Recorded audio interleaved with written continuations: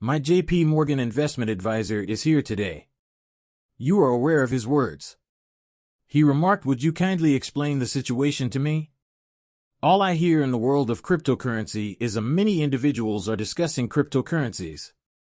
There are a lot of people coming to us. I hear the rumblings. JP Morgan is requesting to purchase cryptocurrency. We're making progress. We haven't yet witnessed the public masses and the masses FOMO, but we're heading there. That, my friend, will become your parabolic blow-off peak as soon as the celebrity and retail attention arrives.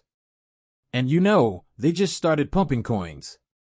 It's time to leave. That much is clear. We'll be talking about Morgan Stanley in this episode since they're going to be entering the cryptocurrency markets. Garlinghouse is beginning to visit different places. What does that mean? The pants are visible to us. We will discuss Pro-Ethereum, ETS, and its position on Ethereum in 2017 and 2020.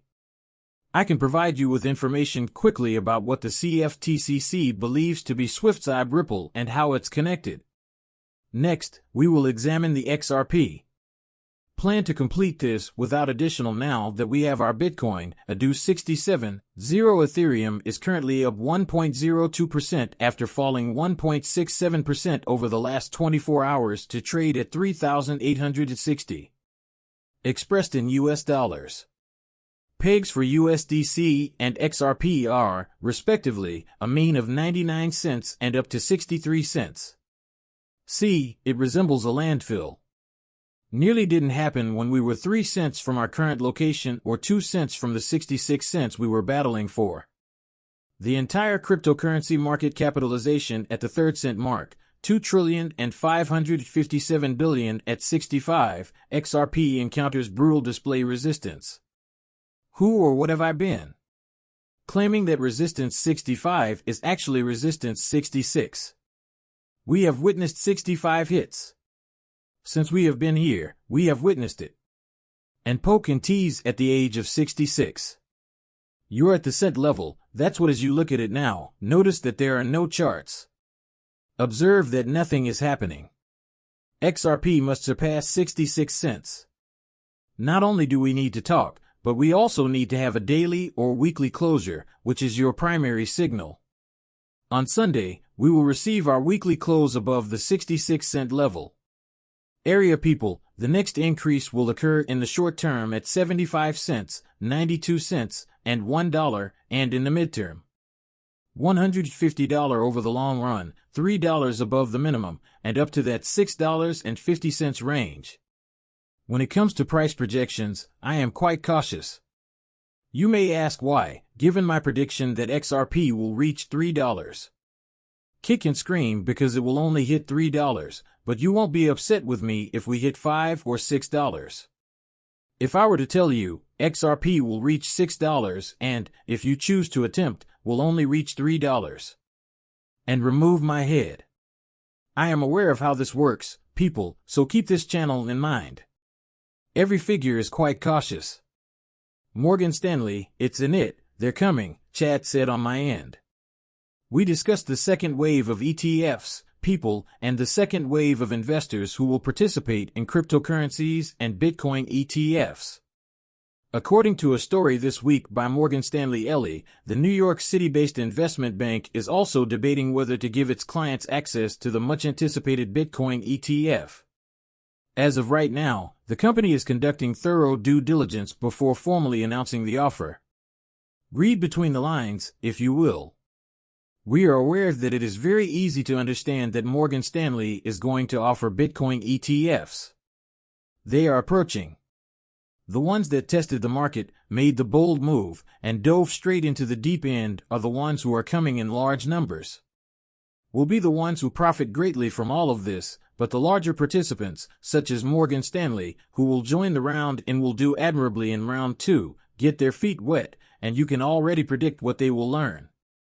Garlinghouse is set to make his rounds at the Digital Asset Summit in London from March 18th through 20th. We can see from the fact that he was recently on Bloomberg that retail investors are in great demand for and need of these crypto ETFs. As a result, when it comes to the first round of Ethereum ETFs or XRP ETFs, they will jump right in. He's beginning to appear in public and revealed his face, which can only indicate that he's warming up all these media platforms since he knows something big is about to happen. Don't take this personally.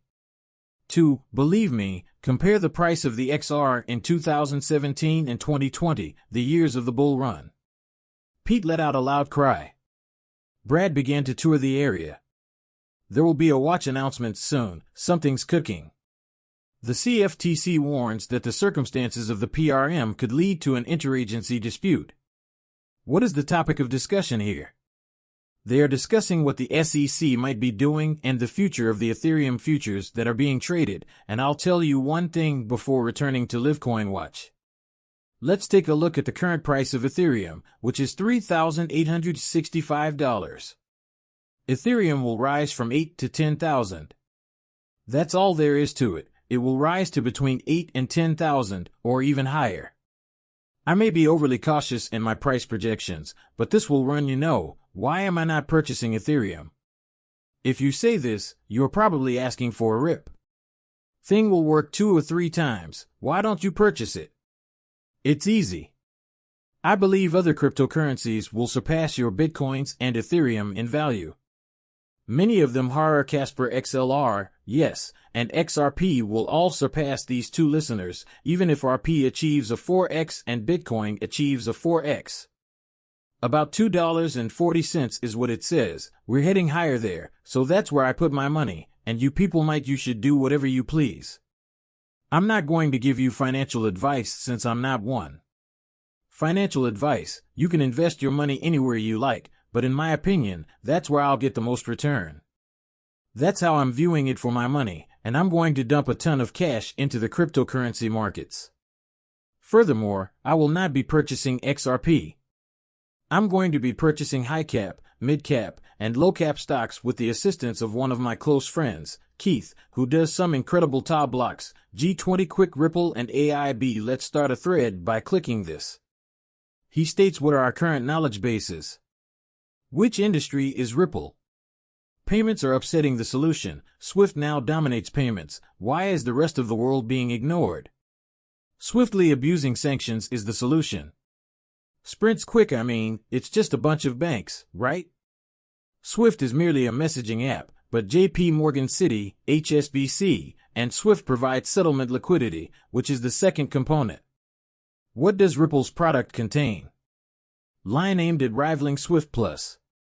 Liquidation here, the solution is straightforward. We could say whether or not Ripple is attempting to compete with Swift by comparing their net plus on-demand liquidity. To be honest, I don't think we can really talk about how different the two systems are, although RippleNet does have the messaging industry.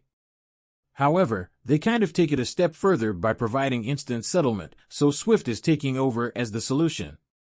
BRICS that we recently covered who will use the BRICS for loans based on demand liquidity, and how do the BRICS connect the nations of BRICS that are tied into a Ripple? The AIB and NDB, who will put BRICS in place of SWIFT, are the answer instead of the IMF. AIB, what is it? It's the IMF's Eastern equivalent. What does that mean in terms of BRICS? Asian Bank for Infrastructure Investment in China, where are they from? What is the relationship between the AIB and the West Belt and Road Initiative, which links governments throughout the EU and the UN and links Europe to the BRIC nation? The Silk Road is that. Why would the significant trade agreements make the road crucial, yet SWIFT is being dropped?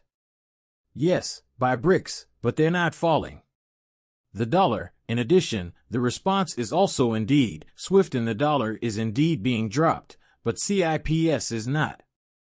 Ripple, while CIPS is SWIFT's Chinese equivalent. A Ripple, what is it? A substitute for we in SWIFT. You do realize that the answer is yes as well? You can see how big this is going to be. Switch to a fresh finance system file. The defender claims that we will go on to the 77-cent range. This is his chart.